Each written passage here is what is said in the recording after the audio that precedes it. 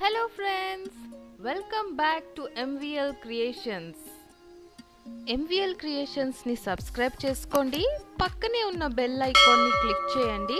Every time నేను కొత్త video upload చేయంగానే నోటిఫికేషన్ మీకు వచ్చేస్తుంది. కొత్తిమీర మనకి రోజు వంటలో చాలా ఇంపార్టెంట్. మనం రోజు వాడుతూనే ఉంటాం కదా. అలాంటి కొత్తిమీరలో ఎలాంటి హెల్త్ బెనిఫిట్స్ ఉన్నాయో మనం ఇవాళ తెలుసుకుందాం.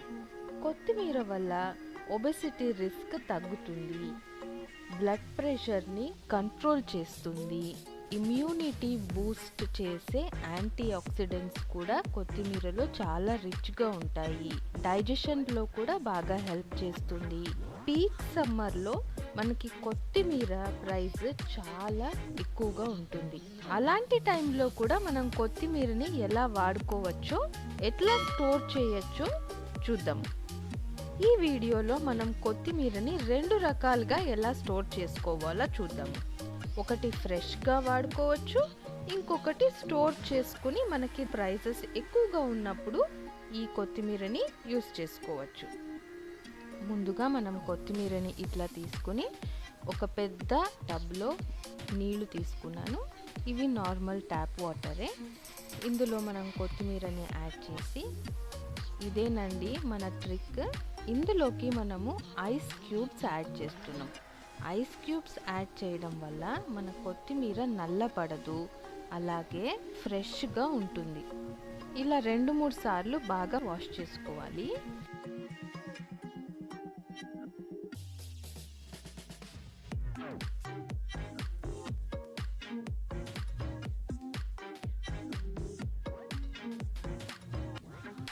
బాగా మట్టి అంతా పోయేదాకా వాష్ చేసుకున్న తర్వాత 10-15 మినిట్స్ దీన్ని ఒక స్టెయినర్లో వదిలేసేయాలి.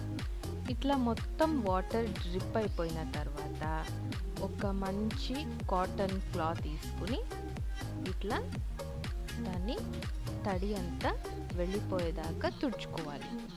ఇట్లా క్లాత్ మొత్తం తడిని అబ్జర్వ్ చేసుకునేలాగా నెమ్మదిగా ఇట్లా ప్రెస్ చేసుకుంటూ కొత్తిమీరని క్లీన్ చేసుకోవాలి.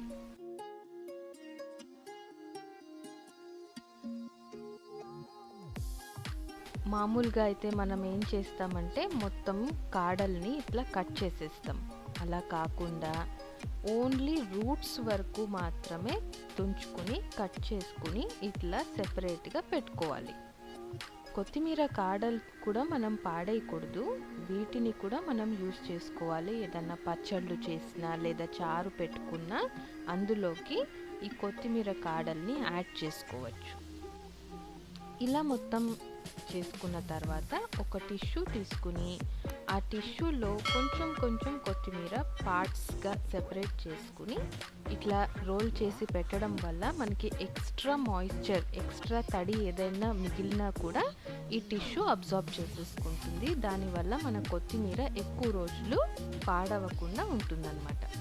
ఇట్లా ఒక బాక్స్లో పెట్టుకుని దాన్ని ఫ్రిడ్జ్లో పెట్టేసుకోవచ్చు. లేదా మనకి జిప్లాక్ కవర్స్ కూడా దొరుకుతాయి, అందులో కూడా మనం ఇట్లా పెట్టుకుని ఫ్రిడ్జ్లో స్టోర్ చేసుకుంటే మనకి ఎక్కువ రోజులు కొత్తిమీర పాడవకుండా ఉంటుంది. కొత్తిమీర బ్యాగ్లో పెట్టిన తర్వాత మనం ఇట్లా గాలి మొత్తం పోయేదాకా ఇట్లా కొంచెం ప్రెస్ చేసుకుని జిప్ చేసి పెట్టుకోవాలి. ఇంకా రెండో పద్ధతి ఏంటంటే, ఇప్పుడు కొత్తిమీరని నేను ఇట్లా గాలిలో, నీడలో, ఎండలో అస్సలు పెట్టద్దు. ఎండలో కొత్తిమీరని పెడితే నల్లగా అయిపోతుంది. అందుకని మనం నీడలో ఇంట్లో తడి మొత్తం పోయేదాకా 2-3 గంటలు ఇట్లా ఫ్యాన్ గాలిలో కానీ లేదా మామూలుగా ఎక్కడైనా కూడా ఇంట్లో పెట్టేసి కొంచెం డ్రై అయ్యేదాకా, మొత్తం తడి మొత్తం ఎండిపోయేదాకా ఇట్లా డ్రై చేసుకున్న తర్వాత చిన్న చిన్నగా కొత్తిమీరని ఇట్లా కట్ చేసుకోవాలి.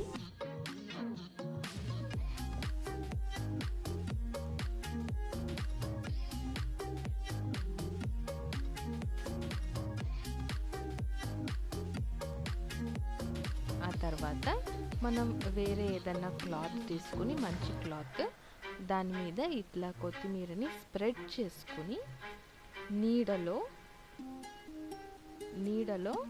ఒక 2-3 రోజులు వదిలేసేయాలి. ఎండలో పెట్టద్దు, ఇంట్లోనే ఒక ప్లేస్లో ఎక్కడైనా ఇట్లా స్ప్రెడ్ చేసేసి వదిలేస్తే మనకి 2-3 రోజుల తర్వాత కొత్తిమీర డ్రై అయిపోతుంది. ఇట్లా డ్రై అవ్వడానికి నాకు 2 రోజులు పట్టింది. ఇట్లా చేసుకున్న తర్వాత ఒక జిప్లాక్ బ్యాగ్లో కానీ లేదా ఒక బాక్స్లో కానీ వేసుకుని స్టోర్ చేసుకోవచ్చు. మనకు ఎన్ని రోజులు కావాలంటే అన్ని రోజులు వస్తుందండి. మనకి కొత్తిమీర ప్రైస్ ఎక్కువ ఉన్నప్పుడు దీన్ని వాడుకోవచ్చు.